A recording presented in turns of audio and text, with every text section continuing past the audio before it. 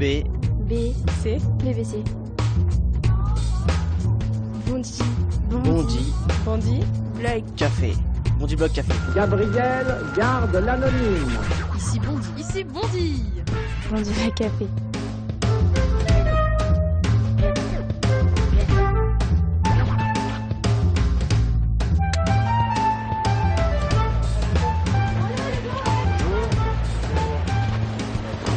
Bonjour, Papillon, merci. Bonjour, candidat. Un nom? Oui, bonjour. Alain Juppé, bonsoir. Bonsoir. Merci beaucoup d'être venu à Bondy. Il Avec pleut. grand plaisir. Il Je vous pleut un peu, débarrasse. mais regardez, le soleil vient d'arriver. Voilà. Formidable. Il fait meilleur à Bordeaux, non? Merci. Oui, toujours. Il fait meilleur à Bordeaux. Je vous invite à boire un verre, voilà. Avec plaisir. Ici. On se met ici. Je vous présente Nadège. Nadège, Alain Bonjour. Juppé. Bonjour Nadège. Bonsoir Nadège. Alors, qu'est-ce que vous buvez, monsieur le maire de Bon, Bordeaux? écoutez, un petit peu d'eau. Voilà. Un petit peu d'eau. Un petit peu d'eau. Et moi, je voudrais un Coca Zéro, s'il vous plaît. Comment allez-vous? Bien, bien. Écoutez, j'ai passé une après-midi très sympathique ici. Je suis allé voir des amis, candidats à des élections, les élections Bien départementales. sûr. Moi, je vous connais à titre personnel puisque, voilà, ça fait quelques années maintenant que vous faites partie de la classe politique. Les jeunes que vous allez rencontrer dans quelques instants vous connaissent peut-être un peu moins. Voilà, donc vous n'avez toujours pas votre eau. Moi, j'ai mon Coca. Commencez. Voilà. Voilà, elle arrive. Voilà. Merci beaucoup. À votre santé. Allez, Chin, bienvenue à Bondy. Donc vous allez soutenir des candidats. Vous pensez que ça se présente bien, les départementales, pour la droite? Je pense. Il y a une bonne mobilisation. Nos candidats sont en campagne. C'est difficile parce que les Français n'ont pas tellement ça en tête. Hein. Ce sont des élections qui se déroulent dans un contexte très curieux, puisqu'on ne sait pas très bien à quoi serviront ces futurs conseils départementaux. Mais bon, quand les électrices et les électeurs sont appelés aux urnes, ça a toujours une signification Ça vous politique. plaît, ça, les élections, la campagne? Quand on fait de la politique, c'est un moment fort, bien sûr. À quel moment vous avez eu envie de faire de la politique? Il y a longtemps. C'est-à-dire Il y a longtemps. dans les années 60? Écoutez, à la trentaine à peu près. Voilà. Voilà, Non, plus c'est-à-dire, tard, parce que quand j'étais étudiant, j'étais pas Vous êtes né à Mont-de-Marsan. engagé. Je suis né à Mont-de-Marsan dans les Landes, au sud de Bordeaux, Voilà, à 120 pas très km loin. de Bordeaux. Entre Bordeaux et Biarritz. Je suis gascon, ouais, c'est l'Aquitaine. Donc vous êtes quoi? Vous êtes foot, rugby? Oh, les deux à Bordeaux maintenant. On a à la fois les Girondins et l'UBB. Ouais, Je veux dire que je prends peut-être plus de plaisir au rugby. Vous avez joué au rugby? Non, je n'ai pas joué au rugby. Vous n'avez jamais joué au rugby? Non, j'ai fait du handball. Pourquoi vous n'étiez pas physique, c'est ça? Bah, je ne sais pas. Peut-être que ma maman considérait que c'était un sport trop brutal pour moi, peut-être. C'est pas brutal, le rugby. Non, c'est viril. C'est un sport de gentleman, Ça quand même. dépend quelle est la position qu'on occupe. On aurait été ailier, sans doute. Ou demi-de-mêlée. Mais peut-être. Que Mon père était demi-mêlée. pensez-vous du 15 de France actuellement? C'est pas terrible, non? Non, mais écoutez, je me concentre sur les bébés. Le dernier match que j'ai vu, c'était UBB Toulon. C'était splendide. UBB, c'est Bègle-Bordeaux. Union, Bordeaux, Bègle. On commence Voilà. par Bordeaux. En fait, c'est l'alliance entre l'UMP et les Verts, en fait. Si vous voulez. C'est ça, oui. Parce que Bègle est une ville dirigée Bègle, par Noël Mamère. Noël Mamère. Et Ouais. nous travaillons bien ensemble. Donc en rugby, ça marche bien, en fait, les Verts et l'UMP. Oui, faut pas généraliser. mais en politique, ça marche pas. Non, je n'ai pas d'atome crochu en politique avec Noël Mamère. Encore que nous dirigeons ensemble la communauté urbaine de Bordeaux. Il n'y a pas un rugby de droite et un rugby de gauche. Il n'y a pas un tramway de gauche et un tramway de droite. Donc quand on se met d'accord sur quelques objectifs, on arrive à travailler. Mais alors pourquoi il n'y a pas une économie de droite et une économie de gauche? Parce qu'il y a une économie de droite et une économie de gauche. Il y a des différences, oui, Des bien sûr. différences. Bah, le socialisme, c'est quand même la conviction que l'appropriation collective des moyens de production, c'est-à-dire la nationalisation... Pas toujours. Pas toujours. Ah, ben la définition du socialisme, c'est ça quand même. Alors il y a les socialistes qui ont évolué, c'est Bien vrai. sûr. Ouais. Un autre mot, peut-être. Moi, je crois à l'entreprise privée, je crois à l'économie de marché, je crois à la capacité d'innover, à la Les créativité socialistes des aussi gens. aujourd'hui, les socialistes aussi Bah, aujourd'hui. c'est pas dans leur gène, hein, c'est pas leur conception de l'entreprise. Ouais. Vous n'avez pas tout à fait répondu sur la motivation. Qu'est-ce qui vous a motivé, vous, à faire de la politique? J'étais pas dans une famille où on avait l'habitude de l'entreprise privée, même si je crois à l'entreprise privée, comme je viens de vous le dire. Donc c'était pas ma culture, c'était plutôt le service public, le service de l'État. C'est pour ça que je me suis engagé pour préparer l'ENA. Et donc, Vous avez tout fait, naturellement- vous, hein. Vous avez tout fait. Hein. Bon, non, Sciences je Po, pense- je pense- ENA. sans prétention, j'ai fait un certain nombre de choses. Oui, vous pas avez tout été ministre, vous avez été maire, président d'agglomération. Qu'est-ce qui vous J'ai manque fait pas mal aujourd'hui? de choses. Oh bah, poser la question, c'est de trouver la réponse. Président de la République. Voilà. C'est la seule chose. Une fois que vous avez fait ça, ça y est. Ça y est quoi, j'arrête tout? Non, vous savez, d'abord, il y a la vie personnelle. Ouais. Hein, c'est quand même là que on s'épanouit le mieux. Et puis, il y a la vie professionnelle. Vous avez 3 enfants? J'ai 3 enfants. 2 mariages. Voilà. Et pour moi, c'est très important. Et j'ai 5 petits-enfants. 5 petits-enfants. 6 avec ma deuxième épouse. Donc votre grand rêve aujourd'hui, c'est 2017 en fait. Après ça, c'est fini. C'est un rêve, mais c'est surtout un projet, c'est un objectif. Je pense que je peux être utile à mon pays en 2017. Alain Juppé, je vous présente justement un certain nombre de jeunes. Vous parlez de la jeunesse à l'instant. Et je vous propose de regarder rapidement la conférence de rédaction du Bondi Blog Café qui prépare ce magazine avec justement les jeunes du Bondi Blog qui réagissent à votre arrivée ici à Bondy.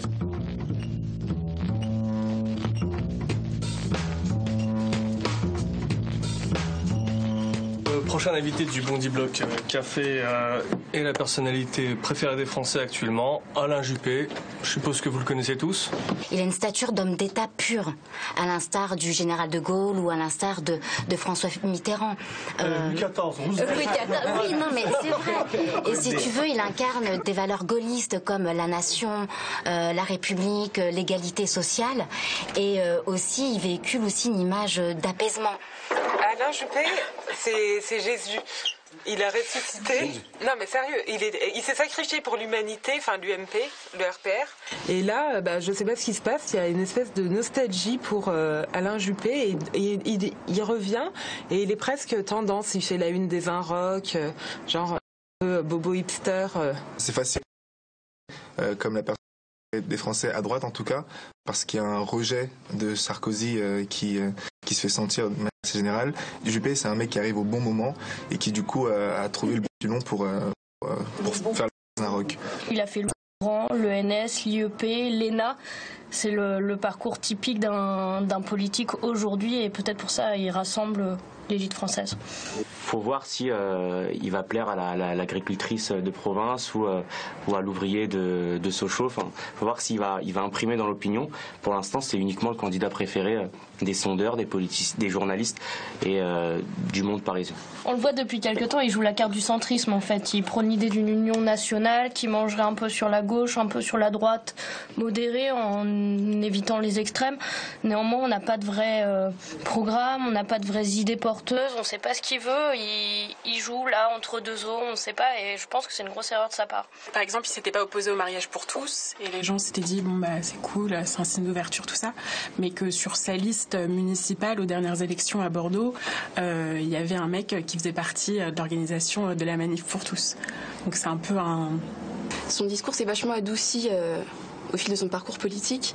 Maintenant, c'est un peu le discours rassembleur, la politique au-dessus des partis, la droite républicaine gaulliste. Moi, ce qui me pose problème avec Alain Juppé et sur l'état de la société, c'est qu'on est un peu dans une vieillocratie, en fait. Le mec a 10 ans de plus que la moyenne du Sénat qui est déjà vieux. C'est hardcore. Ce qui est inquiétant là-dessus, en fait, c'est que j'arrive pas à déceler, en tout cas, et je pense pas que ce soit possible un jour, chez Alain Juppé, la sincérité dans le propos et dans l'argument de l'action réelle. Donc, il sait que la dernière élection présidentielle s'est jouée au centre, que Nicolas Sarkozy a perdu parce qu'il était trop à droite. Il sait qu'il y a une place à jouer à ce moment-là. Il y a quelque chose à jouer avec des jeunes de banlieue, avec une jeunesse qui commence à émerger, qui en a marre de la gauche, etc. Donc j'arrive pas à savoir si c'est purement technique et purement politique dans ce que ça de plus moche, en disant je sais que ça va se jouer là, donc je vais me mettre à fond là-dessus, ou si c'est vraiment sincère de sa part. En tout cas, pour lui, c'est 2017 ou jamais. Et c'est l'un des seuls hommes politiques pour qui l'équation se pose en ces termes. C'est soit maintenant, soit jamais, puisque après ce sera évidemment trop tard. Donc il se dit que là il y a un créneau entre l'anti-hollandisme qui est très fort, l'anti-sarkozisme qui est très fort, et quand même une réaction vis-à-vis de Marine Le Pen. Il se dit il y a un créneau, c'est moi qui l'incarne, puisque j'incarne un peu le tonton un peu sage de la famille. Et je vais y aller, je vais jouer ma carte à fond, à voir si ça va payer. En tout cas, c'est sa dernière chance. Alors Alain Juppé, est-ce que c'est votre dernière chance? D'abord, est-ce que les jeunes disent des choses justes, pertinentes? Je trouve que ce sont de très fins analystes politiques. Ils sont rugueux, non? Rugueux, non. Ils sont lucides. Il y a quelque chose qui m'a fait tiquer, simplement, c'est le seul point que j'ai relevé. Est-ce qu'il est sincère? Il y a toujours cette idée que l'homme politique, par définition, n'est pas sincère, que c'est un calculateur qui joue un jeu, qui profite d'une situation. Et l'idée qu'on peut le faire par sincérité, parce qu'on croit à un certain nombre de choses, il y a un doute quand même dans ce que dit cette jeune fille, donc j'ai encore une chance de me rattraper. Et sur l'âge, par exemple, ça doit un peu vous gaver, non, cette histoire d'âge? Non, j'ai mon âge, et puis voilà, c'est tout. Vous l'assumez, vous êtes bien dans votre peau. Je vais pas me faire avaler la façade, non. Vous n'allez pas vous implanter des cheveux, tout ça? Non, je n'ai pas ce projet. Non, c'est ainsi, ça peut être un atout aussi. C'est parce que l'âge, c'est l'expérience. Et puis, est-ce que c'est pas un faux procès? Bien sûr, de mon point de vue, oui. Qu'est-ce que vous voulez que je vous réponde d'autre? Mais chacun apprécie, chacun juge, bien sûr. Je vais vous proposer de terminer votre eau plate, et moi je vais terminer mon coca, et on va rejoindre tout de suite les 3 Bondy blogueurs qui ont préparé cette émission. On va les voir. B, C, les WC.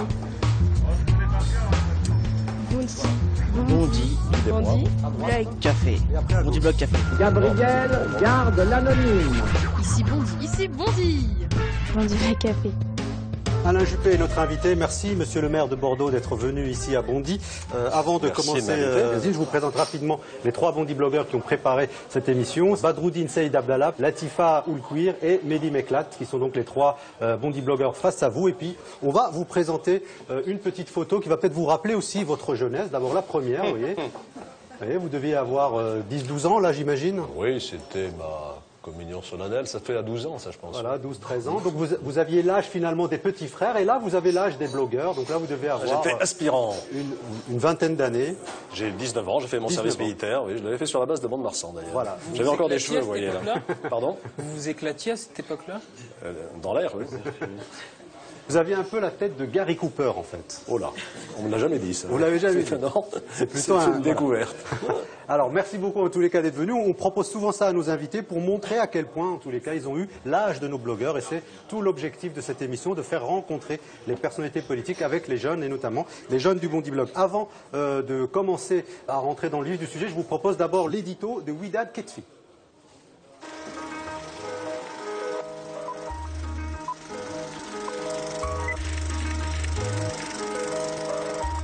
L'homme politique Mister Juppé se voit en modèle. Il tient tête au penchant extrême de son parti et manie les discours comme Zorro son épée. Mister Juppé est sur tous les fronts, surtout le national.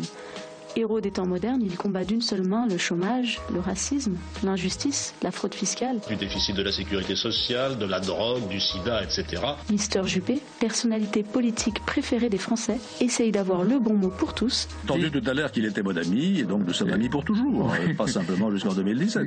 Docteur Alain, lui, est différent. Docteur Alain est la caricature de lui-même. Un homme, blanc, énarque, de 70 ans, il est un politique à l'image de la politique. Quand Mister Juppé défend une vision respectueuse de la diversité, Dr Alain, lui, choisit pour sa mairie bordelaise des collaborateurs qui lui ressemblent en 50 nuances de blanc.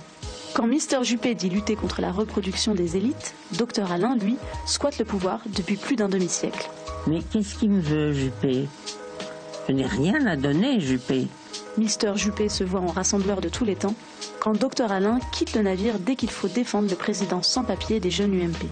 En somme, Mister Juppé tient des propos forts, humanistes, sur les musulmans, les mères voilées, les jeunes, les homosexuels. Mais on attend toujours l'ordonnance du docteur Alain contre l'islamophobie, l'homophobie, contre le contrôle aux faciès, le chômage ou l'exclusion. À mon avis, il n'est pas tout à fait natif de Alors, docteur Alain ou Mister Juppé? Est-ce que vous comptez agir un jour et appliquer vos propres formules magiques? Ou est-ce que vous comptez rester un commentateur privilégié de la vie politique? Si c'est le cas, pas de panique, on vous a réservé une place de choix chez nous, au Bondy Blog. Voilà, c'était donc l'édito de Widad Ketfi. Alain Juppé, réaction. Là, je vous ai un peu égratigné. Là. C'est un exercice un peu obligé, je serais même tenté de dire convenu. Juste une petite réaction. On attend toujours de savoir quelles sont ses réponses à l'islamophobie, par exemple. Mais vous avez tort d'attendre parce que j'ai déjà donné la réponse. Pour moi, elle est très simple, c'est le dialogue. Voilà, c'est de se parler. D'abord, est-ce que vous acceptez que l'islamophobie est un terme qu'il faut qu'on utilise aujourd'hui en France? Écoutez, vous m'avez lu? Je l'ai utilisé, lisez-moi de temps en temps, je l'ai utilisé bien des fois. Il y a aujourd'hui, effectivement, en France, du racisme, de l'antisémitisme et de l'islamophobie. C'est le ministre de l'Intérieur qui disait récemment qu'au mois de janvier, le nombre d'actes anti-musulmans dans notre pays a dépassé la totalité des actes anti-musulmans de l'année précédente. En un mois, autant qu'en un an. Donc ça existe, bien entendu, et je le condamne avec beaucoup de fermeté. Et la seule façon d'y répondre, c'est ce que j'ai essayé de faire modestement à Bordeaux, mais d'autres l'ont fait ailleurs, c'est-à-dire le dialogue interculturel et interreligieux. On se réunit, on se parle, on essaie de se connaître et de se comprendre. On va un peu rembobiner, vous avez quel âge? 69, pas 70. Qu'est-ce que vous allez faire à la retraite? Et quand est-ce que vous me voyez à la retraite? C'est la question que je vous pose. Ben non, vous me dites quand vous serez à la retraite. Qu'est-ce que vous allez faire quand vous serez à la retraite? Quel est l'âge que vous marquez là? Je ne sais pas. Pour l'instant, c'est pas ma préoccupation essentielle. Vous n'avez jamais pensé à la retraite? Non. Vous savez, il y a des tas de gens qui ne pensent jamais à la retraite, qui ont envie tellement ils sont passionnés par ce qu'ils font de continuer le plus longtemps possible. Jusqu'à quel âge? Tant que ça marche. Mais est-ce que c'est pas la cause justement de l'image qu'on a des politiques français, de la politique? Pourquoi il y a tant de Vous défiance? savez, Vous avez le profil type en fait de ce qu'on aimerait voir changer chez les hommes politiques. Voilà, vous êtes énarque, enfin c'est tout à votre honneur, mais vous avez un certain âge. Est-ce que c'est pas ce qui fait qu'on a plus confiance en la Moi j'ai politique? des références, vous savez, qui ne sont pas les vôtres en matière de chansons. Je ne sais pas si vous connaissez Georges Brassens. Quand on est con, on est con. Qu'on ait 20 ans, qu'on soit grand-père, quand on est con, on est con. Donc tout ramener au problème de l'âge, c'est pas véritablement une bonne façon de poser les problèmes. C'est une question de renouvellement. Voilà, non, renouvellement, bien sûr qu'il faut du renouvellement. Vous avez dit tout à l'heure que je reproduisais autour de moi le même modèle que moi dans mon équipe de Bordeaux. C'est radicalement faux. Une femme comme Alexa Anciari, mon adjoint à la culture comme Fabien Robert, ils ne me ressemblent pas du tout. Ils n'ont ni mon âge, ni mon profil, ni mon parcours professionnel. Donc moi je suis très ouvert au renouvellement des élites autour de moi. Simplement il faut de temps en temps quelqu'un qui a de l'autorité et qui entraîne avec lui une équipe nouvelle. C'est ça qu'il faut faire. Est-ce que vous avez déjà pensé à abandonner honnêtement? Abandonner quoi? Laisser tomber la politique, passer à autre chose? Non, j'ai pas envie d'abandonner la politique parce que j'y crois, parce que ça m'intéresse, parce que ça m'apporte des satisfactions et surtout parce que je crois que je peux être utile à mon pays. Si je pensais que je n'ai rien à dire ou rien à faire, que tout va bien et qu'il y en a d'autres qui peuvent faire mieux, j'arrêterais naturellement. Je pense immodestement, parce que quand on est un homme politique, on est forcément un peu immodeste, je le reconnais bien volontiers. Je pense que je peux faire des choses pour mon pays et c'est pour ça que je continue. Hier, vous disiez que c'était Nicolas Sarkozy qui pouvait faire mieux. Aujourd'hui, c'est vous. Pourquoi? J'ai dit que Nicolas Sarkozy pouvait faire mieux. Vous disiez oui en 2011 que c'était le meilleur candidat pour 2012, oui, donc c'était il n'y a pas si longtemps finalement. Oui, parce qu'en 2012, il était sortant d'abord, j'étais pas en situation d'être candidat, en 2007 non plus, pour d'autres raisons. Je pense qu'aujourd'hui, j'ai ma chance et de toute façon, c'est pas moi qui vais décider, c'est vous qui allez décider. Oui, c'est sa fameuse primaire. Une question mal au crâne, Alain Juppé. C'est quoi pour vous un Français de souche? Vous êtes un Français de souche ou pas? Je suis né en France, vous êtes né où vous? À Nairobi. Bon, vous êtes un Français de souche? C'est une différence entre nous. Vous êtes né où vous? En Normandie. Eh bien voilà, donc on est tous les deux Français. De naissance. Est-ce que ça vous a choqué? Vous êtes français aussi, mais vous êtes venu après. Alain Juppé, est-ce que ça vous a choqué cette référence à Moi, je vous ai dit tout à l'heure que je cherchais à apaiser, et ce qui est absolument formidable, c'est qu'on crée des polémiques à partir de petites phrases comme ça, qui sont peut-être inadéquates. Prenons un exemple concret. Enfin, c'est pas fondamental. Ce qui est fondamental, c'est de savoir si entre vous qui n'êtes pas né en France, vous qui êtes né et moi qui suis né, on a une égalité de droit ou pas. Et moi, ma réponse, elle est très claire. Nous sommes tous français et nous avons une égalité de droit. Alors, on peut devenir français par naturalisation. Moi, je suis très attaché au droit du sol et pas au droit du sang. Je pense que le fait de naître en France donne la nationalité française, mais je vois pas pourquoi on fait des problèmes là aussi. Mais Alain Juppé, qu'est-ce qui explique qu'en France, la loi et respectons la loi. Alain Juppé, qu'est-ce qui explique qu'en France, ces questions autour de l'identité, autour de l'islam, se posent depuis maintenant une dizaine d'années, qu'il y ait des tensions, qu'il y ait du communautarisme? Qu'est-ce qui explique que la société française est aujourd'hui enfermée sur ces questions? C'est très, très curieux ce que vous dites là, parce qu'il n'y a pas qu'en France qu'on se pose des questions sur l'identité. Regardez ce qui se passe aux Pays-Bas, regardez ce qui se passe en Autriche, regardez ce qui se passe en Allemagne. J'ai vécu au Canada pendant un an. Je préfère vous dire que les problèmes d'identité se posent. Comment ils s'expliquent? Parce qu'il y a des réalités, parce qu'aujourd'hui on est dans un monde globalisé, parce que les frontières sont poreuses, parce que les mouvements de population se produisent partout et qu'il est normal que partout ça suscite un certain nombre d'interrogations. Donc c'est pas un problème, c'est pas un problème spécifiquement français. C'est ça que je voulais dire. Donc cessons de nous regarder le nombril comme si on était absolument exceptionnel. Cette problématique, elle est générale, ce qui ne veut pas dire qu'elle n'est pas inquiétante ou qu'elle ne comment on peut fait pas être face à ça? Est-ce qu'on fait ça d'une manière offensive ou est-ce qu'on dit c'est la vie, les choses mutent et il faut vivre avec ça? Ou est-ce qu'on dit il faut revenir à une histoire plus ancienne et à une image qui finalement de toute façon révolue? Non, il ne s'agit pas de revenir en arrière. Moi, je ne suis pas du tout pour revenir au passé. Je ne sais pas si vous avez l'occasion de voyager. Tous les jeunes, malheureusement, ne bénéficient pas du programme européen Erasmus. Il n'y en a pas beaucoup. Et ceux qui bénéficient sont largement ouverts. Et en même temps, c'est vrai, c'est sans doute la réaction inverse. On cherche ses racines. Est-ce que l'UMP est ouvert sur le monde? Oui, bien sûr. Et vous dites on cherche... Ouverte aux cultures, aux origines? Oui, bien sûr. D'ailleurs, à l'intérieur du mouvement lui-même, il y a des hommes et des femmes de toutes origines, de toutes religions, de toute provenance. Il est aussi ouvert que le Parti socialiste, que notre parti. Vous dites on cherche ses racines, vous pensez quoi de Bruno Le Maire aujourd'hui qui a défendu l'idée de l'interdiction de l'enseignement des cultures et de la langue d'origine aux enfants à l'école? Non, ça c'est pas une bonne idée. Je pense que ma conception... C'est pas votre UMP finalement celui-là? il y a des sensibilités diverses à l'UMP, comme au Parti Socialiste, vous savez, c'est très divers entre... Non mais parlons que de l'UMP, franchement, le PS, on en parlera lorsqu'on recevra des candidats et tout ça. Oui, mais il y a des élections bientôt, donc c'est pour ça que je parle du PS, parce que moi je le combats, vous voyez. Non, parce que... Je voudrais que mes candidats gagnent contre les candidats. Il y a tellement de choses à dire sur l'UMP, regardons notre précieux temps dessus. Et c'est pour vous dire tout simplement que bien sûr, il y a des divergences au sein de l'UMP, il y a des différences de sensibilité, et que c'est pas un scandale, à condition de les assumer et d'être clair dessus. Assez large. Oui, aujourd'hui, il y a effectivement deux tendances, on les voit bien. La première qui est, comment dire, à droite toute, puis la deuxième qui est davantage au rassemblement. À gauche toute. Et moi, on sait très bien. Vous voyez tout de suite comme vous caricaturez. Non, c'est une question. C'est vrai, les électeurs qui ont voté pour vous à Bordeaux sont ceux qui ont voté pour François Hollande, étant donné que François Hollande a eu... Oui, bien sûr, le taux de 57% François Hollande aux dernières élections. Vous avez remporté vos municipales à 60%. Ségolène Royal aussi, donc vos électeurs de Bordeaux sont les électeurs aussi de François Hollande. J'ai là aussi la faiblesse de penser que s'ils ont voté pour moi, c'est tout simplement parce qu'ils étaient contents de ce que j'ai fait comme maire de Bordeaux. Est-ce que voter pour le PS, c'est voter pour le FN, comme le dit Sarkozy? Objectivement, oui. Ça fait mal cette question aussi. Non, je suis un peu enrhumé. Je suis un peu enrhumé. Je suis pas contagieux, je vous rassure. Tout de suite, c'est pas la grippe, c'est juste un gros rhume. Donc, il y a une analyse objective, bien entendu. Il y a eu de multiples circonstances dans la vie politique française où le Front National a fait le jeu du Parti Socialiste, notamment dans des triangulaires. Aujourd'hui, les choses se présentent un peu différemment puisque le Front National risque d'arriver en tête. Donc, ça ne se reproduira pas ainsi. Mais c'est absolument évident qu'il peut y avoir... Donc, il a eu raison de dire ça ou pas, oui, non? Je crois qu'il y a une convergence ou une connivence objective. Cela dit, les idées du Front National et celles du Parti Socialiste ne sont pas les mêmes. Et j'ai eu l'occasion de le dire, moi j'ai une allergie quasi totale à l'idéologie du Front National. Il peut se trouver qu'au Parti Socialiste, il y a des sociodémocrates qui aient rompu avec la vieille idéologie marxiste de ce parti, avec lesquels je me sens moins en rupture, si je puis dire. Alors, vous parlez tout à l'heure justement des élections. Dans quelques semaines, il y aura donc des élections départementales. Je vous propose, Alain Juppé, de regarder très vite un petit extrait de la conférence de rédaction où justement les jeunes du Bondi Bloc parlent des départementales ici en Seine-Saint-Denis et notamment la percée éventuelle de la droite, donc de l'UMP et de l'UDI qui sont donc en alliance sur un certain nombre de listes. Est-ce que vous pensez que la droite a un avenir durable ici, dans le 93, en Seine-Saint-Denis? Le 93, enfin en tout cas les villes avec une forte population immigrée, c'était un peu les villes possédées par le Parti Socialiste ou le Parti Communiste. C'est des villes qui sont marquées au fer rouge et du coup c'est vrai qu'aux dernières municipales, le fait que le centre où l'UMP gagne ces villes-là, ça a été un choc pour beaucoup de gens. Sauf qu'en réalité, ces villes-là, elles étaient complètement abandonnées par le Parti Socialiste et par le Parti Communiste. Dans le 93, en tout cas, au niveau de l'UMP, les unions qui se font, c'est soit il y a des divers droites, soit c'est avec l'UDI, mais pas avec le FN.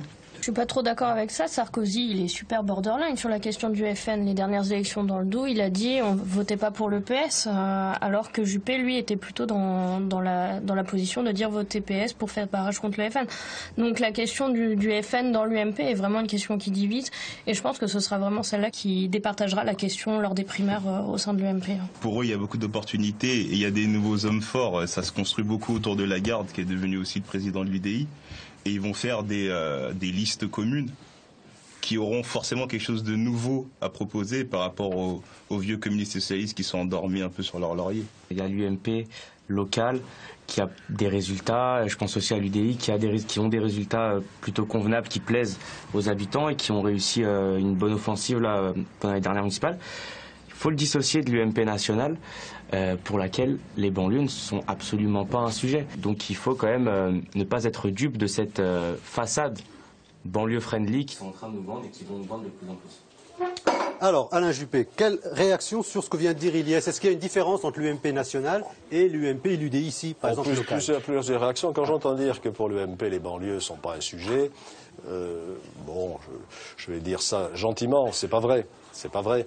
Qu'est-ce qui a fait l'ANRU, l'Agence nationale de rénovation urbaine? Qu'est-ce qui a fait les zones franches urbaines en 1996? Ça fait un bail déjà, et ça a marché, et ça a réussi. Donc nous sommes beaucoup intéressés aux banlieues, et il y a des secteurs où ça réussit. Donc il ne faut pas jeter le bébé avec l'eau du bain. Ça, c'était ma première réaction.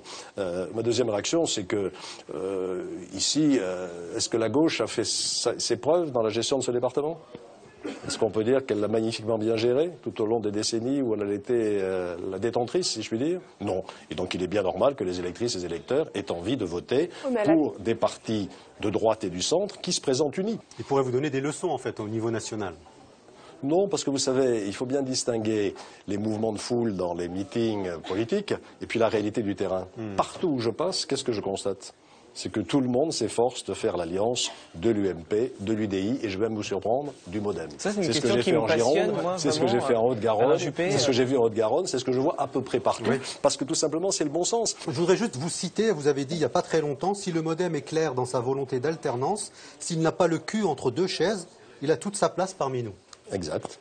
Je persiste. Donc vous considérez qu'il est, il est au centre, donc il est bon pour vous. Il s'est déplacé, il s'est assis plus confortablement sur ses deux fesses. Donc il n'est plus entre les deux chaises. Mehdi. Une question qui m'intéresse vraiment, vous avez parlé de la réalité du terrain. Qu'est-ce que vous en savez, vous? Et qu'est-ce que vous savez que je ne la connaisse pas? Qu'est-ce qui vous permet de poser cette question? Voilà, pourquoi je vous pose cette question? Je vais vous répondre. Non, je vous réponds alors. Vous me posez une question, je vous réponds. Quand on vous voit arriver ici à Bondy, voilà, vous êtes entouré de journalistes, vous êtes entouré de militants qui sont quand même de votre côté, qui vous disent que ils vous aiment, qu'ils vous adorent, que vous êtes super, etc., etc. C'est pas ça la réalité. Vous êtes d'accord? C'est pas de se déplacer dans une ville et d'être entouré de caméras et d'être heureux. C'est pas ça. J'étais tout à l'heure au siège de la Marmite. Je ne sais pas si vous connaissez cette association. Vous connaissez la Marmite? Non. Vous voyez que vous connaissez la réalité du terrain un peu moins bien que moi. J'étais à la Marmite. Si, laissez-moi terminer. À la Marmite, il n'y avait pas de caméra de télévision. Et j'étais pas entouré par des journalistes. Et j'étais devant des femmes et des hommes, et c'est pas un moment facile, je préfère vous le dire. Quand j'ai devant moi une dame de 55 ans qui me dit « je galère, je n'arrive pas à trouver un boulot », c'est difficile de répondre à ça. Parce que si je réponds par des considérations macroéconomiques sur la croissance et la liberté des entreprises, je fais flop. Surtout en tant que maire de Bordeaux. Je complète. Donc c'est pour vous dire que la réalité pour moi c'est ça, c'est d'aller écouter les gens, et c'est ce que j'essaie de faire depuis plusieurs mois et depuis plus longtemps. C'est ça la réalité du terrain. Et j'y suis totalement immergé, et ça je le revendique avec beaucoup de confiance. Mais est-ce que c'est difficile de répondre à ça quand on a eu des responsabilités nationales durant tant d'années, de voir cette dame qui vous dit oui, j'arrive pas. Oui, c'est difficile. Est-ce que ça ne vous dit pas oui, peut-être qu'il faut laisser la place, ou qu'est-ce qu'on a fait pendant toutes ces années? Qu'est-ce que j'ai fait en tant que ministre, moi, pour que cette situation n'arrive pas? Je veux bien laisser la place à quelqu'un qui a une meilleure réponse que moi à donner à cette dame. Mais pour l'instant, je n'ai pas trouvé. Et bien évidemment, je n'ai pas la solution. Et je lui ai dit d'ailleurs que je n'avais pas la solution. Moi, je ne peux aborder le problème qu'en termes plus généraux, sauf sur mon territoire municipal. Est-ce que être maire de Bordeaux, c'est un entraînement pour être président de la République? Oh, je suis pas sûr. Si je disais ça, c'est aussi prétentieux. Bordeaux n'est pas la France. L'échelle des problèmes n'est pas le même. Quand je vous ai parlé de ce qui se passe à Bordeaux, là, on est vraiment dans le concret. Quand on est dans un ministère, regardez quand on fait une loi, par exemple. C'est ça qu'on a un peu de mal à comprendre. On a l'idée d'une loi. Il faut 3 ou 4 mois pour l'écrire. Ensuite, ça passe au Conseil d'État. Après, le Parlement en discute pendant 1 an. Après, il faut des décrets d'application qui prennent 1 an. Après, elle est généralement détournée par ceux à qui elle s'applique. Donc voilà, c'est ce que je veux dire par là. S'il n'y a pas une dissolution entre-temps, ou des élections. Donc c'est beaucoup plus difficile. Et c'est pour ça d'ailleurs que les maires ont une meilleure image dans le personnel politique qui n'a pas une bonne image, je le sais bien. Les maires ont une meilleure image parce qu'on se dit, tiens, eux ils font. Ils ne se contentent pas de parler, ce ne sont pas simplement des diseurs, ce sont des faiseurs. Quand je décide de faire un pont, quand je décide de faire un tramway, il me faut du temps, il me faut 10 ans, mais je le fais. Quand on est ministre, on a souvent regardé les ministres de l'Éducation. C'est la valse des ministres de l'Éducation tous les ans ou tous les 2 ans depuis une dizaine d'années. Et donc ils n'ont pas le temps d'imprimer réellement leur marque. C'est le bagne et l'éducation. Non, c'est la mère des réformes. C'est absolument essentiel l'éducation. Tout passe par là. D'abord, la formation des cerveaux, donner à chacun un peu d'esprit critique. C'est ça la mission numéro 1 de l'éducation, de façon à ce que nos jeunes gens et nos jeunes filles ne se laissent pas intoxiquer par la propagande qui circule partout, y compris sur les réseaux sociaux. Donc faire fonctionner le jugement critique et les valeurs républicaines. Alain Juppé, vous aspirez à devenir le président de la République en 2017. Je vais juste vous donner quelques chiffres qui vont vous donner une idée, enfin, en tous les cas, très lapidaire de ce qu'est la société française aujourd'hui. En 10 ans, le nombre de pauvres de moins de 30 ans a augmenté de 50%. En 10 ans.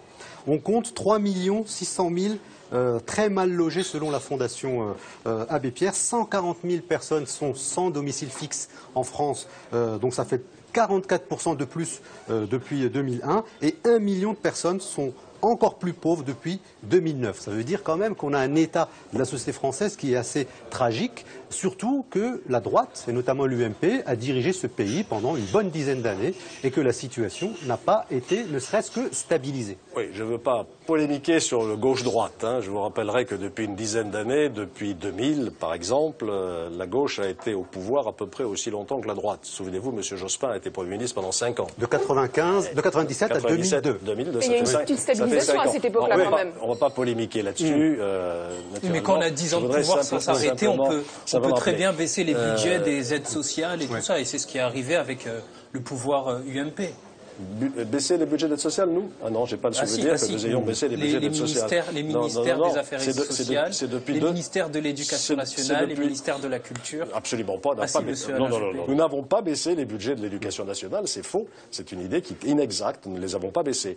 Je ne vais pas défendre les politiques qui ont été menées depuis des années, ni celles qui sont menées depuis 2 ans. Mais enfin, nos villes se sont profondément transformées.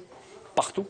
La France est aussi un pays qui compte aujourd'hui parmi les plus grandes puissances économiques du monde. Oui, plus pour très longtemps. Et plus pour très longtemps. Mais si, pour très longtemps, non, justement. Plus pour très longtemps. Si, pour très longtemps. Il y a une étude. On sera encore dans les 15 premières, mais plus pour très longtemps. Vous voyez, oui, dans les 15 premières. Et aujourd'hui, nous en sommes à laquelle place? Mais pourquoi?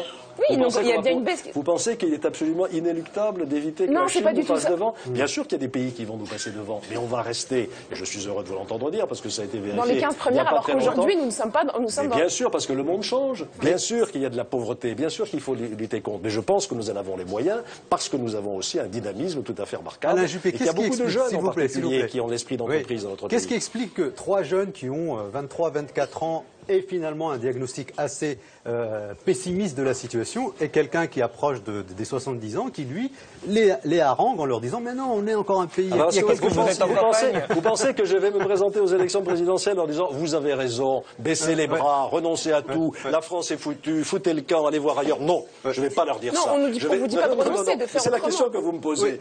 Bien sûr que non, bien sûr que chez moi, il y a la volonté de communiquer. Est-ce que vous n'êtes pas en train de jouer? Non, parce que je le crois. Mais je pense aussi que j'ai la responsabilité d'entraîner ça et de lutter contre ce pessimisme ambiant.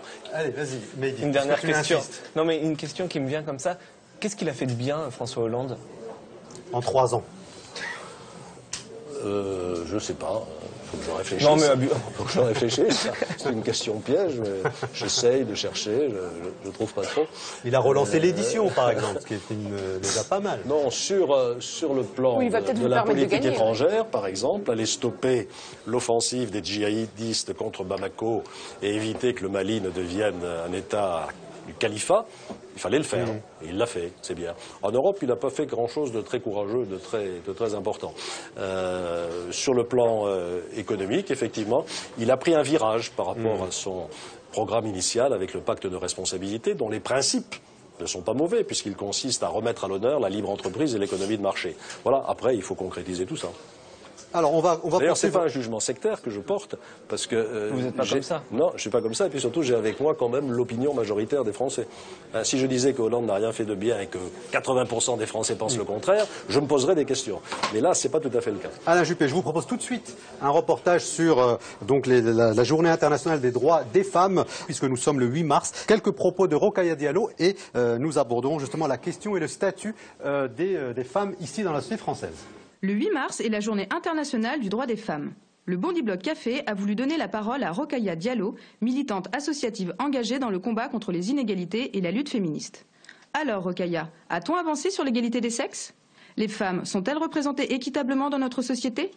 Je trouve que les femmes sont exclues du débat public au même titre que d'autres personnes qui sont minoritaires. Alors évidemment, les femmes ne sont pas une minorité numérique puisqu'elles forment la majorité de la population, mais sur le plan du pouvoir, de l'exercice du pouvoir, elles sont minoritaires parce que le pouvoir est détenu majoritairement par des hommes, de même que le capital économique. Donc effectivement, en ce sens, les femmes sont exclues, elles sont victimes de discrimination et victimes aussi de représentations négatives et stéréotypées. Je pense que les politiques aujourd'hui ne représentent absolument pas la société française. Si on reste à la question des femmes, le fait qu'il y ait aujourd'hui 3/4 quart d'hommes à l'Assemblée nationale, c'est un vrai problème. C'est un problème parce qu'effectivement, ça questionne la légitimité démocratique de nos parlementaires et de nos députés en l'occurrence.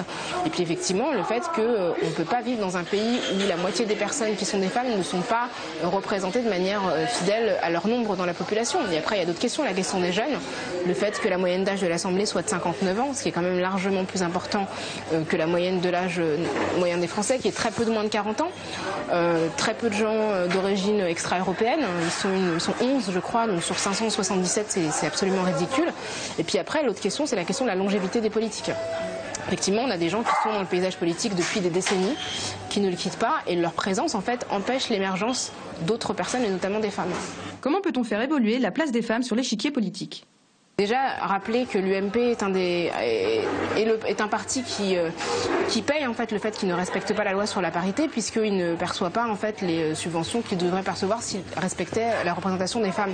L'engagement de quelqu'un comme Alain Juppé qui se dit féministe aurait vraiment un autre éclat si aujourd'hui il disait j'ai le sentiment que j'ai passé 30, 40 ans dans la vie politique et qu'aujourd'hui il est temps que je parte pour permettre à davantage de jeunes, à davantage de femmes d'assurer la continuité des idées que je défends. Parce que je suis convaincue qu'à l'UMP comme ailleurs, il y a des femmes et des jeunes qui défendent les mêmes idées qu'Alain Juppé.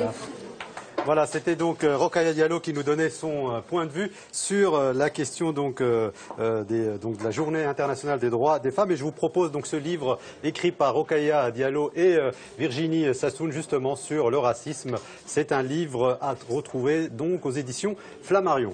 Alain Juppé, quelques mots sur ce que vient de dire Rokhaya Diallo, notamment sur, au fond, la place des femmes dans la société française. Est-ce que on est tous d'accord là-dessus. C'est pas toujours un peu le même... Non, il faut continuer ce combat parce que des progrès ont été réalisés, importants. Quand on regarde ce qui s'est passé au cours des 20 ou 30 dernières années, c'est assez spectaculaire, mais tout à fait insuffisant dans la vie politique, dans l'égalité des rémunérations, par exemple. Dans le secteur public, lorsque vous avez le même diplôme et que vous occupez la même fonction, vous avez le même salaire. Dans le secteur privé, pas tout à fait encore, donc il y a encore des choses à faire. Cela dit, ce discours était un discours préélectoral, un peu politicien quand même. On ne fait pas de politique. Non, pas du tout. Évidemment, la droite est antiféministe et la gauche est féministe. C'est un peu caricatural. Hein. Et moi, je veux bien céder la place à une femme dès lors qu'elle gagne les primaires. Hein, pourquoi refuser la sanction démocratique que Madame se présente? Il n'y en a pas, justement, vous aviez dans votre gouvernement une moitié de femmes. J'ai fait une grosse connerie, je sais que ça... Non, c'est pas ça, c'est pas ça. Si, mais dites-le. Non, c'est pas ça. Aujourd'hui, ces femmes-là sont plus sur le devant de la scène, vous l'êtes encore. Elles ont disparu. Non, pas du tout. Corinne Lepage est tout à fait devant la scène. Oui, mais est-ce que... Pas candidate à une primaire. Elle est sur Twitter. Mais est-ce que c'est comme dans la vie, on dit que les femmes prennent de l'âge quand les hommes, eux, prennent de l'expérience? Ah, c'est une belle formule. Ouais. C'est comme ça. Ça ressemble assez bien au féministe, donc je ne la fais pas mienne. Moi, j'ai une question à vous poser, Alain Juppé. Tout ça, c'est des caricatures. Il y a des femmes qui prennent de l'expérience. Non, mais elles sont maltraitées, les femmes en politique, Alain Juppé, soyons honnêtes. Oui, c'est vrai. Alors, je reviens sur la question que vous me posiez tout à l'heure pour savoir ce que M. Hollande avait fait de bien. Mais vous voyez, j'ai enfin trouvé un truc. C'est qu'aux élections départementales, maintenant, on fait des binômes. Voilà. C'est-à-dire que c'est un homme et une femme. Donc, ce que nous avons fait dans les conseils municipaux, voilà 50% d'hommes et 50% de femmes, on va le faire dans les conseils généraux. C'est déjà le cas aussi dans les conseils régionaux, puisque c'est une élection à la proportionnelle. Donc vous voyez, il reste le problème de l'Assemblée nationale et du Sénat, vous avez raison, mais partout ailleurs, on a beaucoup progressé. Mais jadis, l'UMP a préféré payer des amendes que de mettre des femmes sur les listes. Oui, Alain Juppé, ce n'est pas bien. Alors je peux vous faire la réponse officielle. C'est que parfois, il est difficile de trouver des femmes pour être parce qu'on les a pas formées, parce qu'on les a mis en... Mais justement, ce qui permet de les former, c'est de les faire accéder d'abord à des responsabilités locales. C'est la raison pour laquelle la parité dans les conseils municipaux, puis dans les conseils départementaux, puis dans les conseils régionaux, va permettre de poursuivre ce mouvement qu'il faut sans doute accélérer. J'en suis bien d'accord. Alain Juppé, j'ai une question personnelle à vous poser. Évidemment, vous êtes féministe et je pense que tout le monde ici est d'accord pour dire la même chose. Mais est-ce que vous êtes féminin ? Ah, écoutez, moi, je n'aime pas me livrer à des exercices de narcissisme devant les caméras de télévision. Alors, je réserve ça pour ma sphère privée. Donc vous avez une part de féminité en vous ? Oui, je pense, oui. Enfin, ça me donne envie d'évoquer quelques souvenirs, mais je ne le ferai pas. Bien sûr. Non, parce qu'on vous connaît comme quelqu'un d'assez serré, enfin froid. On a même dit que c'est un frigo, ce gars. Alors c'est pour ça qu'on a envie de voir autre chose. Je sais qui a dit ça. C'est une personne particulièrement chaleureuse qui l'a dit. Oui, c'est ça. Voilà. Non, j'en ai marre de ces portraits absurdes et stupides. Il est froid, etc.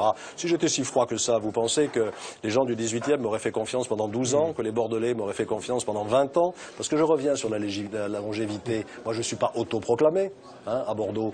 J'ai fait 15 élections dans ma vie ou un petit peu plus. J'ai été battu 2 fois. La première fois, quand je me suis présenté, ma première élection dans les Landes, dans un terrain très socialiste, j'ai été battu. Et puis la deuxième fois, en 2007, après avoir été le moins durable des ministres du développement durable, j'ai été battu. Bon voilà, vous vous en souvenez. Et puis le reste du temps, j'ai chaque fois été élu. Je peux faire vous dire que ma dernière campagne municipale à Bordeaux, ça n'est pas tombé tout cuit comme ça dans l'assiette. Alain Juppé, est-ce que... Ça se gagne. Alain Juppé, est-ce que, autant que Nicolas Sarkozy, ça vous dérange, vous, de savoir qu'il y a des femmes voilées, comme il l'a dit dans une émission de radio chez Jean-Pierre Elkabbach? C'est une question très difficile, et pas très difficile en réalité, non. D'abord, le voile intégral, non. Oui, il parlait du voile. Mais je vous donne ma position. Je ne peux pas toujours me situer par rapport à Nicolas Sarkozy. Le voile intégral, non, parce que d'abord c'est contraire à un principe qui est qu'on doit pouvoir identifier les gens là où ils se déplacent. C'est la loi républicaine, il y a une loi, vous avez raison, donc ça c'est clair. Et en plus, je ne suis pas tout à fait persuadé, je suis même persuadé tout à fait du contraire, que ce soit véritablement un élément de libération de la femme. Bon. Deuxièmement, le voile, le foulard, qui est une autre chose, qu'on l'interdise dans des lieux comme l'école. Où les enfants sont en formation, n'ont pas encore complètement acquis l'esprit critique que j'évoquais tout à l'heure. Je pense que c'est une bonne chose. Et j'ai voté cette loi et elle s'applique. Enfin, j'ai voté. Pour l'université aussi. Attendez, laissez-moi aller pas à pas. Oui. Donc là, je pense que c'est bien. Et je vous rappelle que ça s'applique à tous les signes religieux. Ça s'applique à la kippa. Ça s'applique que je ne pouvais pas aller me balader avec ma croix là dans les écoles, comme on l'a vu tout à l'heure. Ça s'applique, etc. Donc ça me paraît une bonne chose. À l'université, c'est différent. On a des jeunes gens et des jeunes femmes qui sont adultes, qui donc ont tout à fait leur liberté de jugement, et je ne vois pas qu'il soit tout à fait nécessaire de légiférer dans ce domaine-là. Et dans l'espace public, moi, ça ne me choque pas de voir dans la rue quelqu'un qui porte un foulard. Voilà. Il faut apaiser ces tensions qui sont des tensions inutiles. Sachant qu'aujourd'hui, les premières victimes des actes islamophobes dans l'espace public sont des femmes voilées. Donc, est-ce qu'il faut prendre des mesures pour faire face à ça? Bien entendu, il faut réprimer les actes racistes, les actes antisémites et les actes islamophobes. C'est la même chose. Bien entendu, de la même manière. Oui, c'est un refus d'autrui, c'est un refus du respect d'autrui, donc il faut les réprimer avec la même vigueur et la même énergie. Et ça, sur ce point-là, je suis tout à fait en phase avec ce que M. Valls ou M. Cazeneuve ont dit. Alors, je vous propose tout de suite de recevoir Nassira El Mouadem pour la séquence de l'addition. Vous allez devoir payer finalement l'addition, puisque nous sommes ici à la brasserie Le Murat. Et Nassira va prendre la place de Latifa.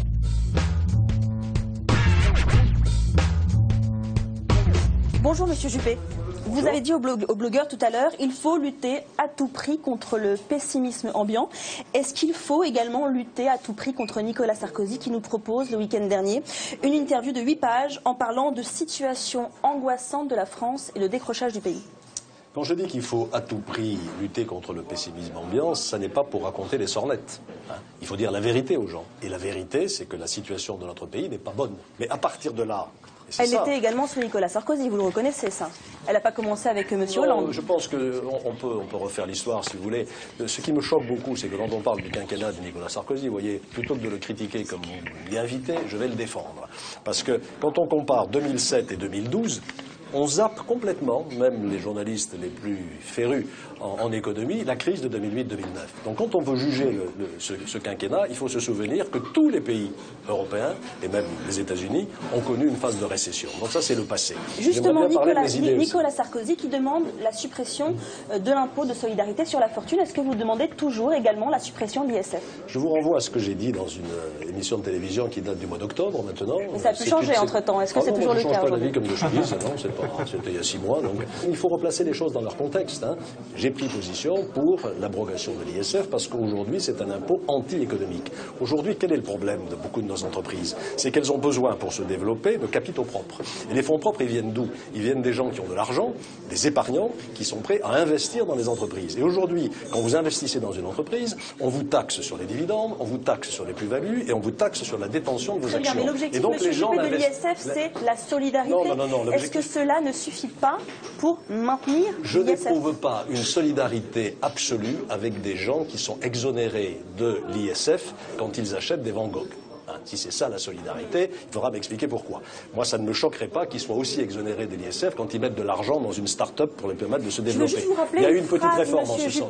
Monsieur Juppé, une phrase. madame, si non, vous on n'a voulez. pas beaucoup de temps, Bah monsieur oui, Juppé, mais vous l'avez dit, vous voulez maintenir la suppression de l'ISF, mais je veux juste vous rappeler cette phrase, monsieur Juppé, elle est importante, elle date de mars 2010. Alors, c'était à propos du bouclier fiscal, mais je pense qu'on peut aussi en parler à propos de l'ISF. Vous disiez, on voit aujourd'hui qu'une petite minorité de très riches ne cesse de s'enrichir. Ça ne me choquerait pas qu'on demande aux très riches de faire un effort de solidarité supplémentaire vis-à-vis de ceux qui souffrent. Est-ce que cela n'est pas applicable pour l'ISF, monsieur Juppé? Non, madame. Non, madame. Vous ne me piégez pas, contrairement à ce que vous pensez. J'ai dit ça à propos de l'augmentation du taux marginal de l'impôt sur le revenu.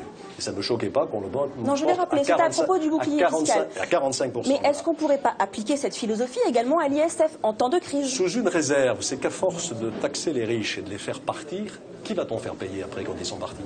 Il faut quand même intégrer tout ça un peu dans son raisonnement. On a besoin d'investisseurs qui mettent de l'argent dans nos entreprises. Si on abroge l'ISF, comment on fait pour compenser? Ça rapporte 5 milliards d'euros par an. 5 milliards sur un budget qui en compte plusieurs centaines, on peut trouver des compensations. Et surtout, le fond du problème, madame, c'est qu'à force de taxer les gens, eh bien, on tue l'activité économique et les impôts ne rentrent pas. Comment on compense, monsieur Juppé? En libérant nos entreprises d'un excès de charges fiscales et d'un excès de réglementation. Ce qui permet de revenir à un climat de confiance et donc de relancer la croissance. Et quand il y a de la croissance, les recettes fiscales rentrent plus vite avec les mêmes taux d'impôt que lorsqu'on augmente les taux d'impôt. Donc ça permet de compenser les 5 milliards d'euros qui seront perdus avec l'ISF? Ça, vous le garantissez?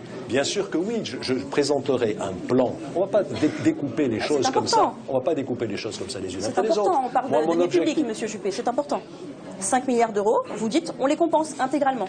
Je vais beaucoup plus loin que ça, madame. Il faut que nous réalisions une centaine de milliards d'économies budgétaires pour revenir à un niveau de dépenses publiques. Vous voyez que le problème, c'est pas 5 milliards, c'est 100 à 150 milliards. Donc il faut sortir de cette logique bêtement comptable qui consiste à essayer de compenser point par point pour avoir une approche beaucoup plus globale. Oui, mais on a envie de savoir comment vous faites pour récupérer ces 100 milliards d'euros de baisse de dépenses publiques, monsieur Juppé. Nous faisons toute une série de réformes, madame. D'abord, nous renouons avec une politique qui était intelligente, du non-remplacement à la retraite, d'un départ à la retraite sur 2. Nous avions supprimé 150 000 emplois avant 2012, ce qui prouve que l'UMPS, c'est une absurde idée. Ça rapporte 1 milliard d'euros par an, monsieur Juppé. Sur des années, vous voulez 100 milliards d'euros de dépenses publiques en 5 ans. Le non-remplacement d'un fonctionnaire sur 2, ça ne rapporte qu'1 milliard d'euros par an. On fait comment pour trouver les 99 milliards d'euros? Eh bien, on écoute Alain Juppé pour qu'il aille jusqu'au bout de son raisonnement. Par exemple, ça pourrait être une solution. Je vous dis qu'on commence par ça. Ensuite, on remet en cause un certain nombre de fonctions de l'État. L'État doit réduire son périmètre d'intervention pour transférer certaines interventions à d'autres. Un exemple, monsieur Troisième lieu, je vous donnerai des exemples lorsque mon programme sera beaucoup mieux défini qu'il ne l'est aujourd'hui. Je prends un exemple. Ce qui est absolument nécessaire d'avoir autant de ministères et d'avoir, par exemple, un ministère du tourisme en France. Le tourisme, ce sont les régions et ce sont les métropoles qui s'en occupent. Il n'y a pas de ministère du tourisme, c'est rattaché à monsieur Fabius, monsieur Juppé. Il a un secrétaire d'État, si je me souviens. Il y en avait un avant, en tout cas. Ah, mais maintenant, il n'y en a plus. Et vous avez écouté? Oui, mais enfin, il y a des services encore du tourisme. Donc, ça ne sert pas à grand-chose. Et on pourrait compliquer. Mais l'autre solution, c'est de ne rien faire, effectivement. Si je vous comprends bien, il n'y a rien à faire. Non, pas du tout. Mais donc, attendez, monsieur Juppé, vous dites 100 milliards d'euros, on a envie de savoir. Troisièmement, il y a une réforme territoriale à refaire. Celle qui est faite aujourd'hui est nulle et non avenue. D'accord. Je ne suis pas venu ici avec ma calculette et ma table de multiplication. Mais monsieur Juppé, vous nous dites 100 milliards d'euros de baisse de dépenses publiques, on a envie de savoir où est-ce que vous les trouvez. Je viens de vous le dire. Je viens de vous dire sur le budget de l'État, sur la réforme territoriale, sur la réforme des retraites, sur la réforme de l'assurance chômage. Il faut introduire au fur et à mesure que la situation du chômage s'améliorera, la situation de l'emploi s'améliorera. Décidez, monsieur Juppé, c'est une négociation entre les syndicats. Mais justement, il faudra que l'État reprenne en main un certain nombre de choses. Et troisièmement, il faut remettre de l'ordre dans un certain nombre de prestations sociales qui donnent lieu à des abus aujourd'hui considérables. Et donc je présenterai le moment venu, vous le savez très bien. L'aide médicale d'État, par exemple? Par exemple, je l'ai dénoncé à plusieurs reprises. Non, je n'ai pas dit qu'il fallait la supprimer, j'ai dit qu'il fallait l'encadrer. D'accord. Bon. Donc tout ça, on en arrive à 100 milliards d'euros. On arrive à 100 milliards d'euros, on y arrivera quand? Bientôt? Sur 10 ans. Et donc j'aurai un scénario, une trajectoire de retour à l'équilibre des dépenses publiques. Et vous les ferez? Et je les ferai comme d'autres pays l'ont fait. Merci à vous, monsieur Juppé. Merci beaucoup, Nassira El Mouadem. On vous retrouve évidemment le mois prochain dans le Bondi Bloc Café. Alors, on termine cette émission avec les questions du public. Ilyes, je crois, une question là-bas. Bonjour Alain Juppé. Bonjour. Vous avez porté, sinon incarné la politique étrangère de la France pendant de longues années. Vous connaissez donc bien la question israélo-palestinienne. J'ai deux questions. La première, est-ce que vous pouvez qualifier ce que fait l'État d'Israël en Palestine et notamment à Jérusalem-Est de colonisation? La deuxième question, c'est qu'est-ce que, en tant que président de la République demain, vous ferez que vous n'avez pas fait pendant ces années? Qu'est-ce que vous ferez pour que cette situation qui s'est enlisée en tragédie connaisse un avenir meilleur? Merci. Sur cette question, je crois qu'il y a une continuité parfaite dans les prises de position des autorités françaises. Israël est notre ami, c'est un pays, un peuple ami, et sa sécurité est pour nous quelque chose de non négociable. Deuxièmement, les Palestiniens ont droit à un État sur ce qui est aussi leur terre. Et on ne se sortira de ce conflit que par la reconnaissance de deux États vivant en bonne intelligence, se reconnaissant mutuellement. Aujourd'hui, cette solution est bloquée. Alors c'est bien gentil de demander à la France qu'est-ce que vous pouvez faire, c'est aux intéressés de la débloquer. Quant à la colonisation, nous l'avons condamnée parce qu'elle est en contradiction totale avec l'objectif d'un État palestinien viable et vivant lui aussi dans son intégrité territoriale et dans sa sécurité. Miguel. Bonjour Monsieur Alain Juppé. En 1994, il y a 21 années de cela, vous avez été ministre des Affaires étrangères sous le gouvernement Balladur. Et j'ai ici un livre de Patrick de Saint-Exupéry qui dit que l'opération turquoise était biaisée dès le début du fait que le pouvoir politique a envoyé notre armée dans un piège. Et le pouvoir politique, M. Juppé, c'était vous à l'époque. Donc comment être sûr que votre politique internationale en tant que président de la République, si vous le devenez, sera différente de celle en tant que ministre des Affaires étrangères? Miguel parlait du Rwanda. Oui, je pense que tout le monde avait compris. Je pense que c'est pour moi un sujet extrêmement sensible et douloureux. Il m'arrive rarement de perdre mon sang-froid, mais sur ce sujet-là, ça m'arrive parfois. Parce que je trouve que le procès qui est fait à la France, y compris par l'auteur que vous citez, est scandaleux. Et je n'hésite pas à dire que c'est une falsification historique. L'idée que la France aurait été complice du génocide perpétré contre les Tutsis par les Hutus est une falsification historique. Et l'opération turquoise, elle a eu pour effet de sauver des centaines de milliers de vies. C'était une opération humanitaire qui ne visait pas à prendre parti d'un côté plutôt que de l'autre, mais à protéger les populations.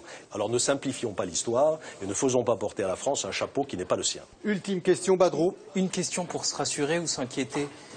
Alain Juppé, si vous devenez président, est-ce que vous allez nommer des Nadine Morano, des Christian Estrosi au gouvernement? Ou des Balkany, hein. Ça, joker, je réserve la composition de mon gouvernement, d'abord après l'élection, si je suis candidat. Il faut donc que je gagne les primaires avant, ensuite il faut que je gagne les élections présidentielles, donc on verra. En tout cas, je n'ai pas eu le temps de vous parler de mes 4 grands chantiers. Mon premier grand chantier, c'est de renouer avec la croissance. Ce qui veut dire, d'une part, libérer nos entreprises des contraintes excessives qu'elles subissent, fiscales ou réglementaires, et d'autre part, maîtriser les dépenses publiques. N'en déplaise à Nassira, nous arriverons à faire sur la durée 150 milliards d'économies en relançant la croissance. Le deuxième volet, c'est un État fort. Moi, je suis gaulliste et je pense que l'État en France doit être fort. Il doit avoir une politique de sécurité qui assure la tranquillité des citoyens.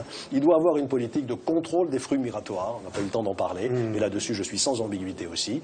Il doit avoir une politique de respect de la laïcité dans sa double acception, c'est-à-dire le respect des religions par la République, mais le respect de la République par les religions. C'est le deuxième bloc. Le troisième bloc, c'est de réconcilier les Français et les Européens avec l'Europe. Vous faites votre programme maintenant? Oui, je vous fais votre programme. Absolument, je vous fais mon programme et je saisis l'occasion de le faire. Parce que le quatrième grand chantier, c'est la réforme de l'éducation, qui est pour moi la mère des réformes. Et pour réformer l'éducation, il faut remettre les enseignants au cœur du dispositif. Si nous avons des enseignants bien dans leur peau, considérés, bien formés, bien rémunérés, alors notre système éducatif fonctionnera et c'est de ça que tout dépend. Voilà un certain nombre de chantiers. Vous savez, c'est pour ça que je vous ai laissé parler, mais le dernier qui nous a fait ça, pendant 3 minutes sans arrêt, s'appelle François Hollande. Et c'était en 2011. Il a été élu. Il a été élu. Merci. Voilà. On va vous apporter la dédicace. Vous savez, il y a une tradition. C'est l'affiche du Bondi Bloc Café. On vous laisse. Vous êtes libre. Hein, c'est une nouvelle page. Vous voyez, une nouvelle page donc du Bondi Bloc Café. Vous mettez ce que vous voulez. Vous pouvez utiliser toute la surface. Pendant ce temps, moi, d'abord, je remercie Badroudine Saïd Abdallah, Latifa Oulkouir et Mehdi Meklat d'avoir participé à ce magazine. Avant de vous quitter, je voudrais dédier ce numéro avec vous, Alain Juppé, à Claude Dillin qui nous a quittés il y a quelques jours. Il n'y a pas si longtemps, il était avec nous ici dans cette brasserie. Le Bondi Blog exprime évidemment cette tristesse suite au décès de Claude Dillin, sénateur et ancien maire de Clichy-sous-Bois. Nous adressons nos sincères condoléances à sa famille et à tous les habitants de Clichy-sous-Bois. Merci beaucoup de votre fidélité. On se retrouve le mois prochain sur France O et LCP. Voilà, à vous écouter, je me suis senti renforcé dans ma conviction que la France a tous les atouts pour rebondir. Merci pour votre franchise. Merci beaucoup Alain Juppé d'être venu au Bondi Blog. Merci. Allez. Merci.